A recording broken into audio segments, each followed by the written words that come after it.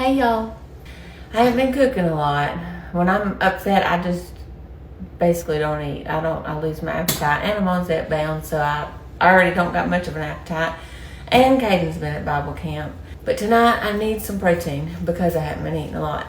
So I'm gonna take some of my stringy ham and I'll make me some ham and eggs. I usually like cheese toast when I make ham and eggs, because ham and eggs and cheese toast just goes together. But if I eat bread, it'll fill me up, and I need the protein more than I need the bread. This is not all the way thawed out, but this is just my stringy ham where I keep it, for when I bake a ham.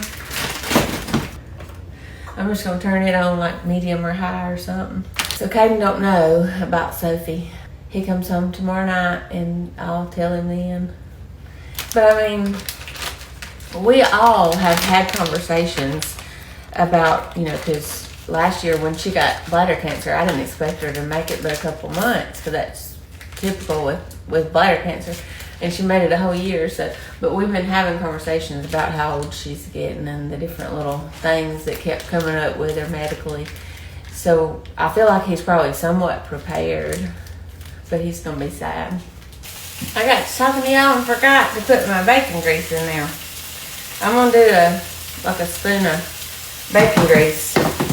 We're just browning the ham, or not really even browning it, but just getting it real hot, before we add the eggs. Now, I didn't think about it, but I should have chopped that up a little bit before I even put it in the skillet. So I may have to take it out, chop it up, put it back in there, and then add the eggs. I've been trying to figure out something to cook Sunday night for Sunday supper. Y'all got suggestions? I think I'm only going to do 3 eggs. I'm just going to put a little water in these instead of milk. Honestly, I've tried them both, and I can't tell much of a difference. Both milk and water makes them a little fluffier. What seems to make them the most fluffy is leaving them alone when you get them in there. That's why I wanted to get the meat cooked a little bit first, because when I put the eggs in there, I'm not going to want to stir them around too much. I did end up taking it out and taking it over there to my butcher block and cutting it up into little bits like this. Put it back on the heat, probably like a 3, like pretty low. Put my eggs down in there with it. Now I got myself wanting cheese toast. But I don't need it. I want to eat as much of this as I need to eat if I eat a piece of cheese toast. I might get up early and have a piece of cheese toast for breakfast. Sounds good. This already had that bacon grease in the pan, so I'm not going to add nothing else. Y'all want to see it? And I'm just going to leave it alone and stir them eggs after they start getting done on the bottom. I'm going to kind of flip them around a little bit, and I'll come back and show you. I forgot to show y'all, but basically it's just like scrambling eggs after you've browned your ham. None of this is very complicated.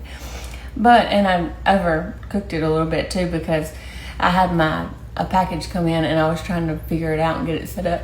And I was like, I need to go stir them eggs.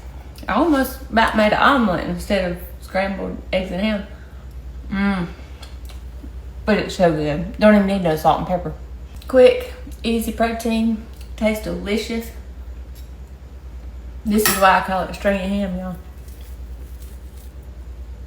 I love this. Not so much that part, but that consistency, and it's not dry. A lot of people ask me, the way you cook your ham and make it stringy like that, don't dry it out. Especially not these darker red pieces. Sometimes those, like that colored piece, the ones closest to the bone taste the best. Okay, I'm rambling. I love you. Stay classy.